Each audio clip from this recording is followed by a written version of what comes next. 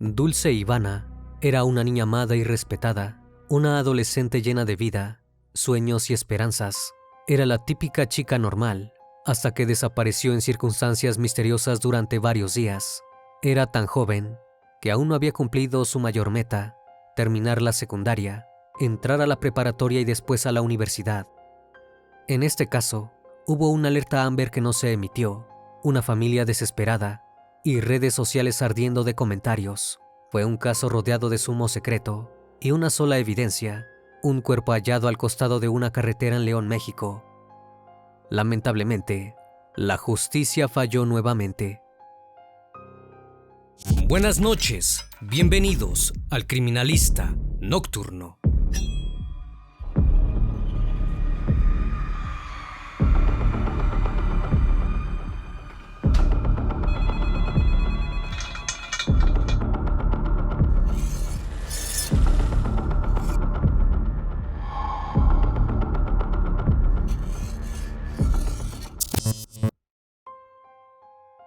Dulce Ivana Núñez Martínez nació el 2 de noviembre del 2003 en León, estado de Guanajuato, México. No se sabe mucho de su infancia, pero creció en el seno de una familia típica, con sus padres y una hermana. Eran de clase media y no habían tenido complicaciones mayores en cuanto a la crianza de Dulce. Ella creció para ser una niña muy feliz, súper cercana a su familia, quienes la amaban con locura debido a su encantadora personalidad. En 2019, cuando tenía 16 años, Dulce Ivana era una adolescente enérgica y simpática, muy popular con sus amigos y en la escuela. Sus allegados contaban que estaba llena de metas y objetivos a largo plazo. El más importante por su inmediatez era terminar sus estudios para poder ingresar a la universidad y garantizarse un futuro mejor como profesional. Tan solo le faltaban unos años para cumplir ese sueño, pero algo que nunca jamás hubiera podido imaginar la detuvo y evitó que lo lograra. Era el 10 de diciembre de 2019 y Dulce se había levantado temprano, se había duchado y alistado para comenzar el día y había estudiado un poco en su habitación antes de bajar a desayunar con su familia. Sus padres estaban en el trabajo, pero se encontró con su hermana Anaí. A eso de las 10 de la mañana, Dulce Ivana recogió sus platos de la mesa, se despidió amorosamente de su hermana, como de costumbre, y salió de su casa. ¿Cuál era su plan para aquel día? Anotarse para cursar en la preparatoria y estar un paso más cerca de cumplir su sueño de ir a la universidad. Se suponía que debía regresar dentro de pocas horas, pero cuando la tarde ya caía, sus padres no sabían absolutamente nada de ella. Primero le enviaron mensajes y la llamaron, pero no obtuvieron respuesta. Ya algo nerviosos, fueron a buscarla en las casas de sus amigas y hasta en la de algunos familiares cercanos, pero fue en vano. Nadie tenía idea de dónde podía estar Dulce. La situación era muy extraña. La adolescente jamás preocupaba a su familia de esa forma, ni era de no atender su celular. Sus padres estaban sumamente preocupados, pero intentaban mantener la calma. Sabían que no podían reportar a Dulce como desaparecida sin que hubieran pasado 24 horas desde la última vez que la vieron, así que tuvieron que ser pacientes, hacerse fuertes y esperar al amanecer. El 11 de diciembre por la mañana, Anaí Núñez Martínez se apersonó a la fiscalía a hacer la denuncia por la desaparición de su hermana, pero la policía no se mostró colaborativa. Le dijeron que lo más probable era que Dulce se hubiera ido con su novio. Ella les dijo que eso no era así y les exigió que activaran una alerta Amber enseguida. ¿Pero qué es la alerta Amber? Se trata de un sistema de notificación nacional para menores de edad desaparecidos. Se utiliza en muchos países del mundo, pero fue creada en Estados Unidos. Su nombre se debe a Amber Hagerman, una niña de Texas que fue secuestrada y asesinada en 1996. Los expertos en secuestro y desaparición indican que las primeras horas de búsqueda son vitales. Es allí cuando hay más probabilidades de encontrar al menor con vida. Cuanto más tiempo pasa sin buscarlo, es más difícil que aparezca con vida. Es por esto que la alerta Amber es un sistema que busca llegar a la mayor cantidad de gente posible a nivel nacional. Es transmitida por la televisión, la radio, mensajes de texto, correo electrónico y más. En estos anuncios que empiezan a viralizarse entre la población, se destacan varios datos importantes del menor desaparecido: su fotografía, cómo vestía, señas físicas particulares, dónde se le vio por última vez, y el contacto de autoridades y familiares por si alguien tuviese información. Luego de una larga discusión con los efectivos, Anaí consiguió que le dijeran que la alerta Amber iba a ser emitida, y eso le generó algo de tranquilidad. Confiaba en que este método podía ayudarlos a encontrar a su hermana sana y salva, sin complicaciones. Pero las horas pasaban y la alerta no se emitía. Al ver esta situación, la familia no se quedó con los brazos cruzados, y así comenzaron una búsqueda por su cuenta. Congregaron a otros familiares y amigos e hicieron un afiche propio que mostraba la fotografía y los datos de Dulce Ivana Núñez Martínez. Lo compartieron en sus perfiles de las redes sociales, hicieron páginas en Facebook e imprimieron varios carteles para pegar por las calles. Incluso lo enviaron a diversos medios de comunicación que se solidarizaron con la causa y emitieron noticias alentando de la búsqueda de información. Con el pasar de los días, la búsqueda de Dulce se compartió cientos de miles de veces en las redes y tuvo innumerables reacciones de usuarios de todo el mundo. Pronto su foto dejó de ser conocida solamente en Guanajuato para hacerse viral en todo México e incluso en otros países.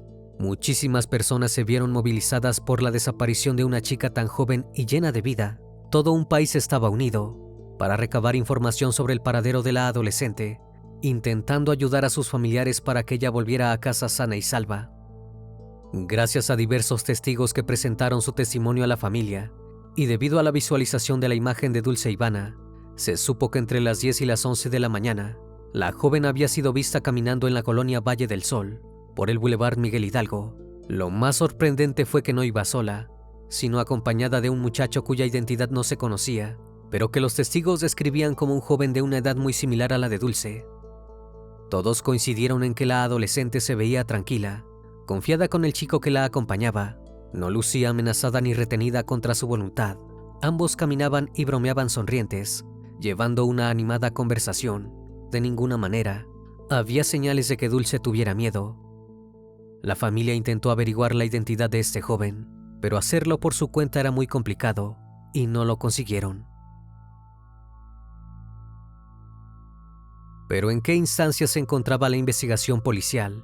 Resulta que la alerta Amber, en nombre de Dulce Ivana, que debía haber sido emitida el 11 de diciembre, fue recién lanzada el 18 de ese mismo mes, una semana entera luego de su denuncia por desaparición. Un dato terrible, siendo que el primer día es el más importante y cualquier tardanza puede ser crucial. Y ni siquiera había sido emitida por motivación de la propia policía. Anaí Núñez, hermana de la desaparecida, había tenido que ir a diario a la fiscalía a ratificar la denuncia y poner presión para que lo hicieran. Finalmente, la laboriosa búsqueda no terminó como la familia esperaba, y es en este punto en el cual la historia se bifurca según las versiones de los distintos medios. La primera es la siguiente. 9 días después de la desaparición de Dulce Ivana, se hizo un hallazgo en un terreno baldío, en el camino a la comunidad Mesa de Ibarrilla. Se trataba de un cuerpo humano, totalmente calcinado, y sin ningún indicio de qué podría haberle sucedido realmente. Se sabe que en muchas oportunidades, los cuerpos son calcinados para ocultar el verdadero motivo del fallecimiento. Identificar un cuerpo en tales condiciones era un asunto muy complicado, y aún más lo era poder encontrar algún tipo de pista o indicio. Fue recién el 21 de diciembre, cuando los peritos forenses confirmaron gracias a muestras de ADN que el cuerpo efectivamente era el de Dulce Ivana. La causa del deceso no pudo ser identificada en una primera investigación debido al estado del cuerpo. El fuego había borrado toda huella de aquello a lo que había sido sometida Dulce estando aún con vida. Pero sumidos en esa oscuridad, los investigadores recibieron un rayo de luz. Un hombre desconocido había concurrido a la fiscalía más cercana a su hogar a hacer una denuncia. En ella, contaba desolado a las autoridades que su hijo le había confesado ser el asesino de Dulce Ivana. La segunda versión que dieron los medios sobre el asunto establece que fue ese padre solidarizado con la causa quien les indicó a las autoridades dónde hallar el cuerpo, ya que su hijo había confesado el asesinato y la posterior incineración del cuerpo. y le había pedido que por favor lo acompañara al terreno baldío en el que lo había dejado para que lo ayudara a enterrarlo. Cualquiera que haya sido la versión real, lo cierto es que 3 días después de la identificación del cuerpo de Dulce, un presunto responsable fue apresado, el hijo de aquel hombre, identificado como Antonio N., un adolescente de una edad muy similar a la de Dulce, pero cuyos datos certeros nunca trascendieron. Lo poco que se sabía de él fue que en su círculo más cercano y redes sociales se hacía llamar Chava. También trascendió que era amigo de Dulce desde hacía algunos años, algo que confirmaban no solo varios conocidos en común, sino también fotos en Facebook, y que varias veces había querido iniciar una relación sentimental con ella. Sin embargo, Dulce siempre lo rechazaba y le decía que lo veía únicamente como un amigo, cosa que él aceptaba, pero luego admitía a sus amigos que no se tomaba para nada bien aquello. A raíz de la detención de Antonio, comenzaron a saberse algunas cosas de su manera de actuar con las mujeres, sobre todo a través de las redes sociales, que aumentaron las sospechas. El joven, en el perfil de Facebook que administraba, bajo el nombre de Chava Plasencia, tenía más de 4,000 amigos, de los cuales 80% eran mujeres jóvenes, de la edad de Dulce. Muchas de ellas, luego de su detención, publicaron capturas de pantalla de conversaciones que habían tenido con el joven y que daban mucho que pensar. Siempre comenzaban de la misma forma, en un tono bastante normal. El chico las saludaba, preguntaba cómo estaban, les comentaba lo guapas que eran y les proponía encontrarse algún día. Como muchas de estas chicas, no lo conocían en la vida real, no contestaba nada, pero Chava les seguía insistiendo durante días mandando mensajes de ¿cómo estás? A todas ellas. Pero a veces al no obtener respuestas, el joven desistía, pero no lo hacía en silencio. Procedía a insultar a las chicas que cortejaba por no responder sus invitaciones y halagos. Este tipo de comportamiento no era extraño en él. En privado, junto a sus amigos, el chico se quejaba de su suerte y comentaba que todas las chicas que le gustaban lo dejaban en la friendzone, es decir, que cuando él intentaba cortejarlas, ellas le dejaban en claro que solamente querían su amistad. Por ese entonces, había muchísimos detalles del caso que no se conocían públicamente, y es incluso hasta el día de hoy que los baches de información se apoderan del relato.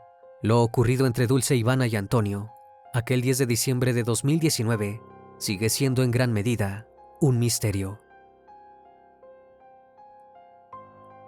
Alrededor de los 3 días de detenido el sospechoso, los medios de comunicación empezaron a hacer circular la versión de que el joven había confesado ante las autoridades que ese día se había juntado con Dulce para acompañarla a inscribirse en la preparatoria. Todo transcurría con normalidad, hasta que en medio de las bromas y charlas, Chava decidió declararse ante su amiga una vez más. Dulce, como todas las veces anteriores, le dijo que no, que ella solo quería ser su amiga y nada más. Le dijo amable pero firmemente que no había manera de hacerla cambiar de opinión. Fue entonces cuando Antonio habría decidido raptarla y quitarle la vida a modo de venganza. Al estar el cuerpo totalmente calcinado, no había manera de realizar una necropsia, y los testigos que habían visto a los jóvenes charlando en buenos términos en la calle no habían visto ningún acto de violencia, ni indicios de que Antonio estuviera tratando de privar a Dulce de su libertad. ¿En dónde podría haber ocurrido todo para que no hubiera ningún testigo? Este tipo de hechos fundamentales continuaron siendo un misterio. En algunos medios inclusive, se decía que Dulce Ivana había sido abusada íntimamente, y si bien los expertos en comportamiento dicen que esto es algo muy probable dado el perfil de Chava, en realidad nunca hubo una confirmación de esa teoría por parte de la fiscalía. Pero mientras las autoridades investigaban el caso, bajo secreto de sumario, las redes sociales volvieron a dar mucho de qué hablar a los noticieros y diferentes medios de comunicación. Resultó que en el perfil de Facebook de Dulce Ivana empezaron a aparecer muchísimos posteos, tanto de familiares y amigos que le daban el último adiós, como de personas totalmente desconocidas. Muchos de ellos habían conocido su historia gracias a la televisión y a la campaña de búsqueda de sus padres, y se congregaban en su perfil como si fuese un altar, para dejarle bellos comentarios deseando paz eterna en el cielo y la justicia en la tierra. Pero no todos eran comentarios tan inocentes ni bien intencionados. Otros usuarios usaban el perfil de Dulce para escribir mensajes apoyando a Antonio, y en ellos se burlaban de la joven y de su familia, o le echaban la culpa de lo sucedido a la víctima por subir fotos subidas de tono, pero revisando el perfil, ni siquiera podían encontrarse fotografías de este tipo. Muchos comentaban también sus fotos, dejándole mensajes de burla. A su vez, otras personas hacían lo propio en el perfil de Chava Plasencia. Muchos de sus amigos escribían posteos en su muro, dándole su apoyo al supuesto asesino.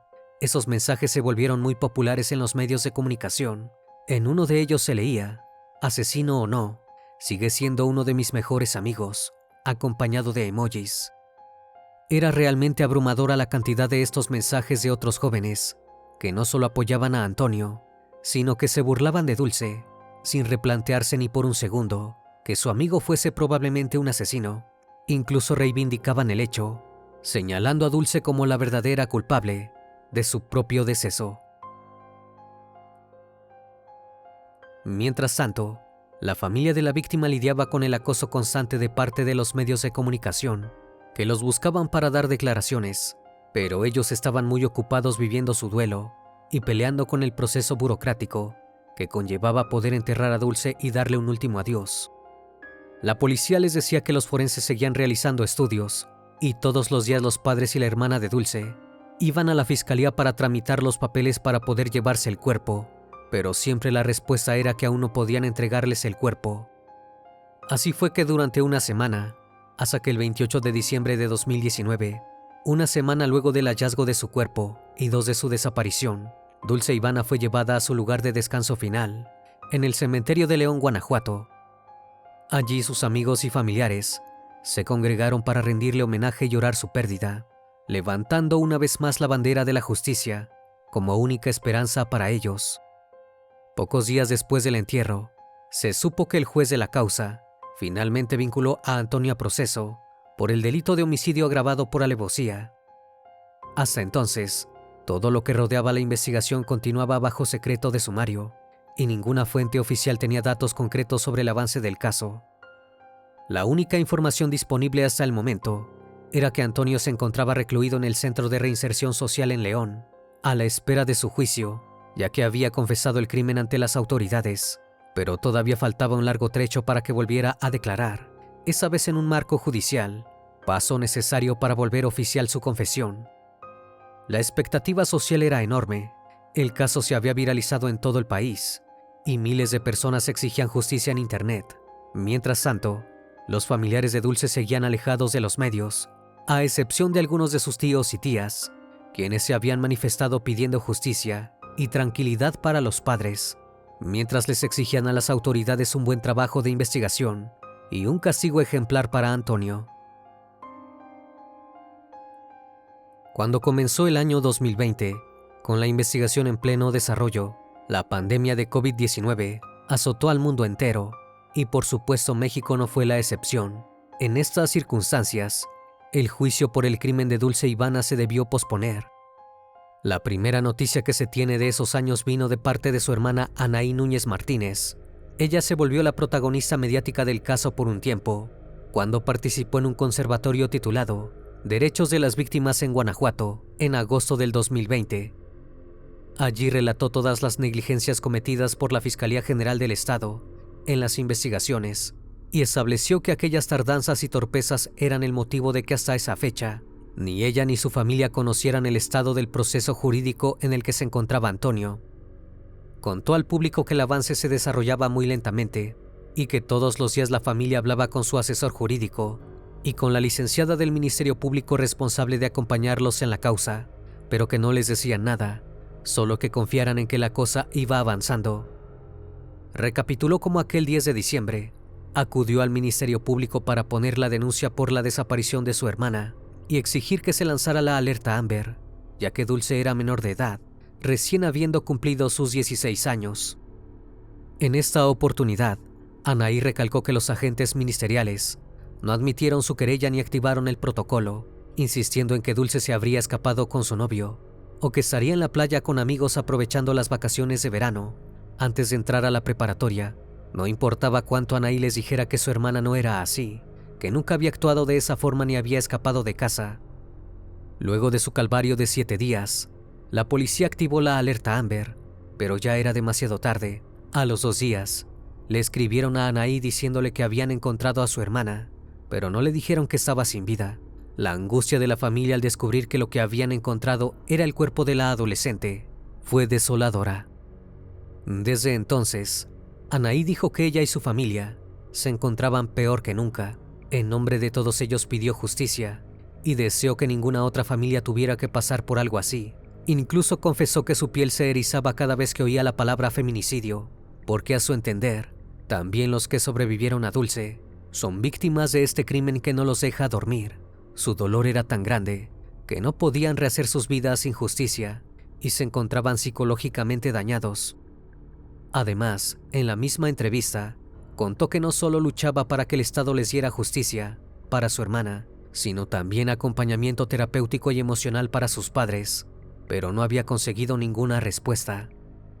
Incluso relató que era tan fuerte la impotencia generada por la falta de respuestas, que cuando su psicóloga le preguntó en una sesión qué haría si tuviera enfrente al asesino de su hermana, ella respondió sin titubeos que le quitaría la vida.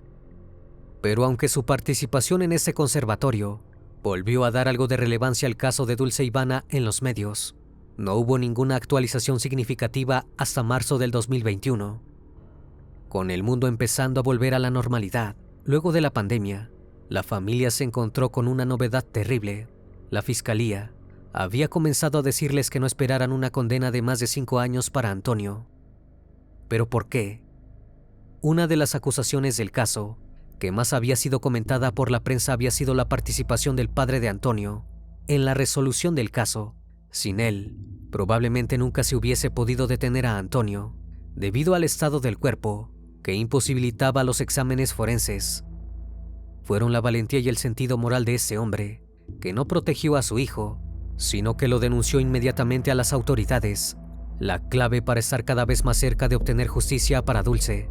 Medios de todo el país, usuarios en redes y más, felicitaron y alabaron el accionar de este hombre, que en un acto fuera de lo común, entregó a su hijo en vez de encubrirlo como hacen la mayor parte de las familias en estos casos. Pero no pasaría demasiado tiempo antes de que el hombre se arrepintiera de su declaración y quisiera salvar a su hijo de la cárcel.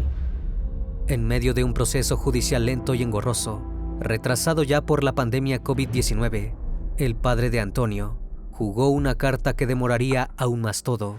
El hombre se retractó con la policía de sus primeras declaraciones, argumentando que no había dicho la verdad. La familia de Dulce continuaba peleando, intentando obtener la máxima pena por feminicidio, es decir, 60 años de prisión efectiva. Ellos declararon a los medios que el padre de Antonio lo defendía únicamente por ser su hijo, pero que en la carpeta de investigación había pruebas fuertes de que el joven era el asesino. Para marzo del 2021, un rumor había empezado a correr por los medios, que Antonio había sido liberado y que ya no se encontraba cumpliendo prisión preventiva. Ante esto, Anaí, la hermana de Dulce, se pronunció contando que esto no era real y que el joven seguía recluido en el Cerezo de León, pero también aclaró que el 12 de abril de ese año tendrían una audiencia de suma importancia en el juzgado, en la que presionarían para obtener la máxima pena contra él. Dicha audiencia sería la primera, que se haría de manera presencial, luego de más de un año en el que no habían sido convocados a ninguna. Esto se debía, entre otras cosas, a que el imputado aún no aceptaba su participación en los hechos, y esto demoraba la fecha de juicio. A su vez, empezaba a rumorearse que la repentina confusión por parte del padre de Antonio era una estrategia de la defensa para evitar una sentencia alta, ya que no había entonces una confirmación oficial de que en algún punto Antonio hubiera confesado el crimen de Dulce. La audiencia de abril era sumamente importante, ya que en ella se determinaría si el juicio sería completo o abreviado, en función de si Antonio finalmente aceptaba o no los cargos. Mientras esperaban la audiencia, la familia de Dulce volvió a ser víctima de agravios en las redes sociales, pero lo más terrible fue que esta vez, el acoso vino de donde menos se lo esperaban, del mismísimo padre de Antonio. Parecía que el hombre había empezado a compartir tanto en sus perfiles como en algunas páginas en defensa de Antonio, acusaciones y revictimizaciones hacia Dulce, culpándola de lo ocurrido y comentando que la adolescente no era ninguna santa. Ante todo lo que estaba ocurriendo, Los Núñez Martínez solo querían un poco de calma, llegar a la tan decisiva audiencia del 12 de abril y reclamar justicia, pero esto no sucedió. Por motivos desconocidos, la audiencia fue reprogramada para el 24 de mayo. Pero cuando la fecha se acercaba, Antonio jugó una nueva carta. Decidió despedir a sus abogados, lo cual forzosamente desembocaba en otra reprogramación de la audiencia. La familia de Dulce Ivana indicó que a todas luces el proceso ya estaba viciado y que no podía ser que todo el tiempo se dieran estas situaciones, que únicamente tenían el fin de no aceptar la culpabilidad del imputado. La audiencia entonces fue reprogramada para el 10 de junio y el juez de la causa le otorgó a Antonio 3 días para contratar a otro abogado defensor, o de lo contrario, el Poder Judicial le asignaría uno de oficio. Anaí también contó públicamente que el juez dijo que ya no importaba en qué condiciones, pero que el 10 de junio la audiencia debía llevarse a cabo sí o sí. Esta vez la fecha sí fue respetada, y ese fatídico 10 de junio, el juez dictaminó un procedimiento abreviado, el cual establecía que Antonio no podía pasar más de 20 años en prisión. En dicha audiencia, también se estableció que en aproximadamente 15 días de la sentencia sería dada a conocer. Luego de esta audiencia, la familia de Dulce se pronunció ante los medios, mostrando su disconformidad ante la situación. Explicaron al público que a Antonio le convenía un procedimiento abreviado, ya que en la carpeta de investigación él se establecía como participante incierto, pero en un juicio completo podría haber enfrentado muchos más años de cárcel que aceptando su participación y yendo a un procedimiento abreviado. Pero la sentencia no tardó 15 días, ni siquiera un mes. Fue recién el 10 de marzo del 2022, 9 meses luego de la audiencia, que se supo por fin a cuántos años había sido condenado Antonio. Si bien la familia de Dulce ya estaba decepcionada por no haber conseguido los 60 años en prisión, esperaban por lo menos lo máximo permitido en el procedimiento abreviado, es decir, una condena de 20 años, pero esto no fue así. El 10 de marzo del 2022, Antonio Salvador N. fue condenado únicamente a 5 años de prisión por el homicidio agravado por alevosía de Dulce Ivana Núñez Martínez. Desde que se conoció la sentencia, la familia de la chica volvió a desaparecer del radar, intentando contenerse y apoyarse con sus seres queridos y no participar en asuntos mediáticos. Pero antes de volver a su hermetismo, Anaí, la hermana de Dulce Ivana, volvió a hablar. También reflexionó sobre cómo los feminicidios ya no alteran a la sociedad mexicana, tanto como lo hacían años atrás, y consideró que estos crímenes ya se han normalizado por parte de la sociedad. Cada día se ven más asesinatos de mujeres, y la delincuencia aumenta. El sistema judicial es una vergüenza para la sociedad, en donde muchas veces se le dan más cuidados y más voz a los criminales que a las mismas víctimas. Parecería ser que el sistema penal tiene la función de disminuir condenas a los perpetradores y perjudicar a las víctimas. A estas alturas, muchas personas ya no temen cometer delitos, porque saben que las consecuencias serán mínimas, y lamentablemente, la justicia parece que está de su lado. Una vez más, estimado público, agradezco su compañía. Gracias por acompañarme en esta nueva transmisión. Recuerden que pueden seguirme en redes sociales. Actualmente me encuentro en Facebook, Twitter, Instagram, TikTok y también en Spotify. Si el caso de hoy te pareció interesante e informativo, te pido me regales un like o un comentario sobre la transmisión de esta noche. Me despido de ustedes, no sin antes agradecerles su compañía, y recuerden, si aún no estás suscrito, te hago la cordial invitación a que lo hagas y formes parte de esta gran comunidad. Esto es El Criminalista Nocturno. Hasta la próxima emisión. Buenas noches.